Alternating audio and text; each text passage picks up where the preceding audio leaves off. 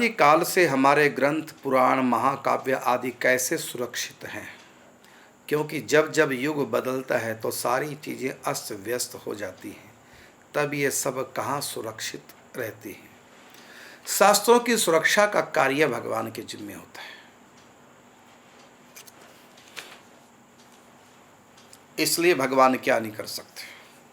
जैसे वेद व्यास जी के रूप में स्वयं ठाकुर जी आए तो ग्रंथ लिखवा दिए, और कितने संतों के माध्यम से, जैसे गोस्वामी तुलसीदास जी ने हनुमान चालीसा, रामचरितमानस लिख डाली, नए ग्रंथ भी लिखवा देते हैं। और स्वयं भगवान भी ये कार्य करते हैं अवतार के समय। जिससे कपिल भगवान ने सांख्य शास्त्र का वर्णन किया, गीता का उपदेश भगवान श्री कृष्ण ने दिया, ब्रह्मा ने वेदों का उच्चारण किया, वेदों का उपदेश दिया, ऋषि मुनियों की परंपरा से, श्रुति परंपरा से सब चीज़ें चली आ रही हैं। और जिसकी भगवान रक्षा करना चाहें उसको विश्व की कोई भी प्रतिकूल से प्रतिकूल परिस्थिति मिटा नहीं सकती, और जिसको भगवान मिटाना चाहे उसको कोई बचा नहीं सकता। ये बात सच है। तो किसी न किसी बहाने से देखो, भागवत जी चल रही है, नालंदा विश्वविद्यालय फूका गया, कितने ग्रंथ जला दिए गए, लेकिन भागवत जी 18 पुराण आज भी हमारे पास हैं, चारों वेद आज भी हमारे पास है, उपनिषद आज भी हमारे पास है। और जो चीज़ें हमारे पास नहीं रही तो हमको यही मानना चाहिए कि भगवान नहीं चाहते कि ये ज्ञान कलयुग के लोगों के पास हो, क्योंकि बहुत ज्ञान भगवान ने स्वयं विलुप्त किया है। महाभारत युद्ध को लीजिए, महाभारत युद्ध में जो अस्त्र शस्त्र विद्या थी, मंत्रों पे चलने वाले यंत्र, पर्जन्यास्त्र, बरसात हो जाए, आग्नेयास्त्र, अग्नि की बरसात, गंगा जी नीचे से पताल से प्रकट कर दे और एक बाण छोड़ते हजारों बन जाते, शब्द वेदी बाण मंत्रों के प्रभाव से चलते, क्या क्या उस समय विद्या थी। लेकिन भगवान नहीं चाहते थे कि ये विद्या कलयुग के लोगों के पास आए।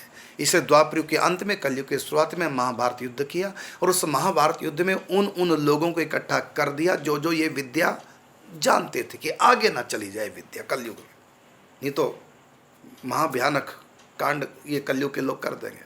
तो क्या किया भगवान ने, महाभारत युद्ध के बहाने से उन जानकारों को मरवा दिया, विद्या समाप्त। तो कुछ ऐसी हमारे शास्त्रों की विद्या है जो भगवान स्वयं समाप्त कर देते हैं कि ये लोगों का इसमें अधिकार नहीं है। और जिसका अधिकार है फिर भगवान संतों के माध्यम से कैसे भी करके फिर वो ज्ञान दे देते हैं जितना जिसको चाहिए। और कई बार हम यदि ज्ञान को समझ नहीं पाते, ऊंचा ज्ञान है तो भगवान समझ गए, ये ऊंची बात है। जैसे अब जानते हैं कि ये संस्कृत लोग नहीं जानते, अब वाल्मीकि रामायण राम कथा ये संस्कृत में है, और फिर वहाँ उसमें विशेष माधुर्य परसा गया, ऐश्वर्या को कुछ गुप्त रखा गया, तो लोग आने वाले समय में शंकालु होंगे। इसलिए गोस्वामी तुलसीदास जी के माध्यम से भगवान शंकर ने उनके गुरु को ज्ञान देकर के रामचरितमानस लिखवा दी। तो ये भगवान का काम है, भगवान कर देते हैं। और संतों के पास ज्ञान इतना है, श्रुति परंपरा से वेद व्यास जी ने सुखदेव जी को कथा सुनाई, और ज्यों की त्यों सुखदेव जी ने राजा परीक्षित को सुना दी। और यही कथा वेद व्यास जी ने सूत जी को सुनाई, 18 पुराण, और सूत जी ने आके सोनकादिक ऋषियों को सुना दी बिना उसके। पहले मेमोरी इतनी तेज होती थी, शार्प होती थी, मेधा शक्ति इतनी ज़्यादा होती थी, तो उससे मेधा शक्ति ज़्यादा होने से वो पूरा संग्रह कर लेते थे, स्मृति उनके भीतर रहती थी। तो इसलिए शास्त्र सुरक्षित रहते हैं। और कुछ शास्त्र हैं जो अभी नहीं उपलब्ध हैं, बहुत ऐसे ग्रंथ भी हैं जिनका नाम तो है, हमारे ग्रंथों में नाम आया, लेकिन वो उपलब्ध नहीं होते। 5000 साल पहले कई ग्रंथ ऐसे हैं निम्बार्क भगवान के लिखे, जो ग्रंथ आप नाम आता है उनके ग्रंथ, उन्होंने ये लिखे, लेकिन वो सारे उपलब्ध नहीं। हमारे यहाँ 108 ये हैं स्मृतियाँ, उपनिषद हैं 108, लेकिन नहीं मिलते। हमारे पास भी संग्रहालय में 11 है, मिलते नहीं।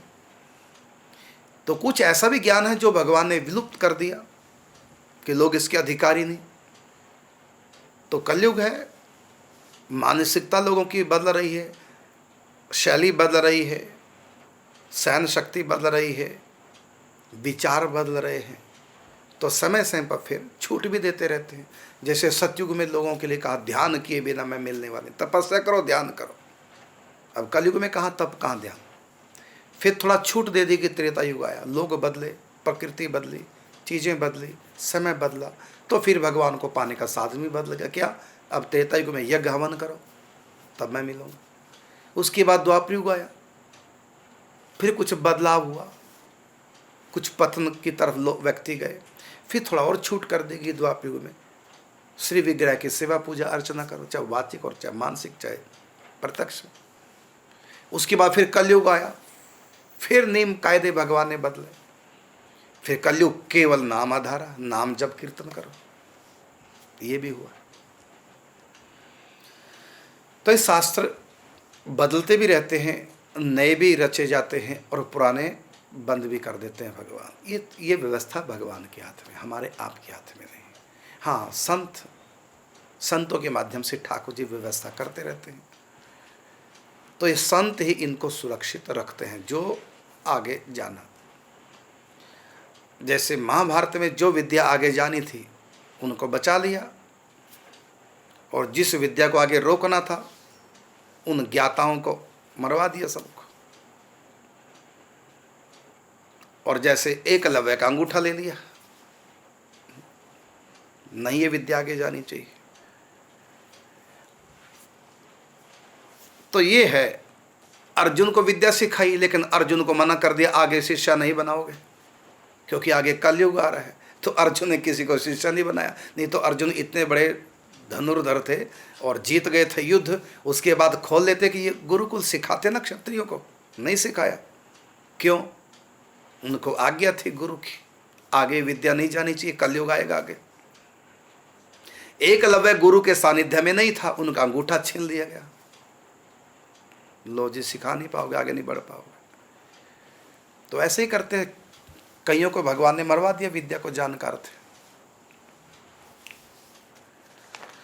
तो संतों के माध्यम से भगवान व्यवस्था करता है कितनी विद्या आगे जाने, कितनी रोक देनी है। इसलिए हमारा आपका विषय नहीं है, ये संतों के माध्यम से ठाकुर जी खेल करते हैं। अब जैसे ग्रंथ हमारे जीर्ण शीर्ण अवस्था में पड़े थे, नए छपे नहीं, और फिर भगवान ने क्या किया, सेठ जी दयाल गोविंद का जी, भाई श्री हनुमान प्रसाद पोदार, पूज्य राधे बाबा, स्वामी राम सुखदास जी, श्री शांतनु बिहारी द्विवेदी जी, है न, मुनीलाल जी, सनातन जी, चिम्मीलाल जी, आदि आदि, इतने सब महापुरुषों को इकट्ठा करा के लो जी गीता प्रेस की स्थापना, कल्याण पत्रिका, सारे ग्रंथों का जय जीर्णोद्धार कर दिया, ऐसे संभाला। जहाँ जहाँ भी लोगों घरों में जीर्ण शीर्ण अवस्था में हाथों के लिखे पड़े थे सबको लिया, उसमें करेक्शन की गई है, संशोधन किया गया, कुछ काटा गया।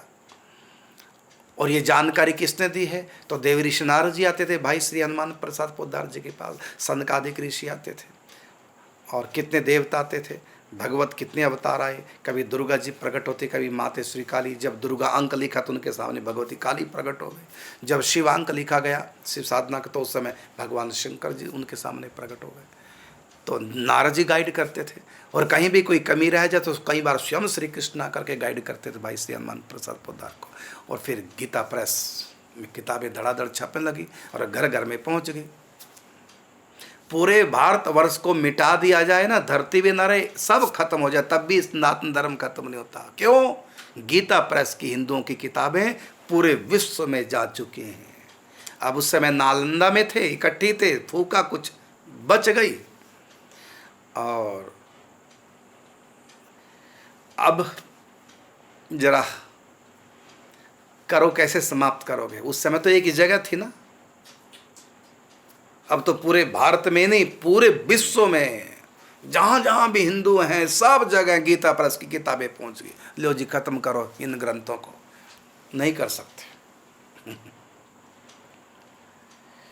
यहाँ तक कि इस धरती पे प्रलय आ जाए तब भी हमारे ग्रंथ नहीं मिटेंगे, क्योंकि वाल्मीकि रामायण पूरी स्वर्ग में है, लिखा हमारे ग्रंथों में। हमारे ग्रंथ स्वर्ग में है, कॉपी वहाँ भी ले गए। यहाँ तक कि रामचरितमानस भी गणेश जी ने कॉपी की है, स्वर्ग में कॉपी करके ले गए। वहाँ की अप्सराएं रामचरित गायन करके नृत्य करती हैं, वर्णन है। ये है हमारा सनातन धर्म। तो आपने प्रश्न किया कि अनादिकाल से हमारे ग्रंथ पुराण महाकाव्य आदि कैसे सुरक्षित हैं, क्योंकि जब जब युग बदलता है तो सारी चीज़ें अस्त व्यस्त हो जाती हैं, तब ये सब कहाँ सुरक्षित रहते हैं। और गीता में भी कहा है भगवान ने, 4वां अध्याय पढ़िए, भगवान कहते हैं कि अर्जुन ये ज्ञान मैंने कभी सूर्य को दिया था, सूर्य ने अपने पुत्र इक्ष्वाकु को दिया था, और आगे राज ऋषियों ने पीढ़ी दर पीढ़ी इस ज्ञान को प्राप्त किया, फिर ज्ञान विलुप्त हो गया किन्हीं विशेष परिस्थितियों में आकर के। अब वही ज्ञान अर्जुन मैं तुमको फिर दे रहा हूँ। फिर भगवान ने अर्जुन को दिया गीता ज्ञान। तो ये गीता ज्ञान तो सतयुग में भी भगवान ने दिया था, और जब ज्ञान विलुप्त हो गया तब दिया। ऐसे सांख्य योग का ज्ञान, सांख्य दर्शन कपिल भगवान ने स्वयं भगवान के 24 अवतारों में एक अवतार, और सांख्य शास्त्र का। और ऐसी वेदांत दर्शन वेद व्यास के माध्यम से हमारे पास आया है। योग विद्या पतंजलि ऋषि के माध्यम से हमारे पास आई है। ये सब ज्ञान भगवान संतों के माध्यम से हम तक पहुंचाते हैं। और अभी वर्तमान में देखिए क्या चमत्कार कर दिखाया भाई श्री हनुमान प्रसाद पोद्दार जी, सेठ जी दयाल गोंदका जी, इन सब हस्तियों के माध्यम से ठाकुर जी ने गीता प्रेस की स्थापना करा के पूरे विश्व में ग्रंथों का प्रचार कर दिया। तो ये सब भगवान की व्यवस्था है।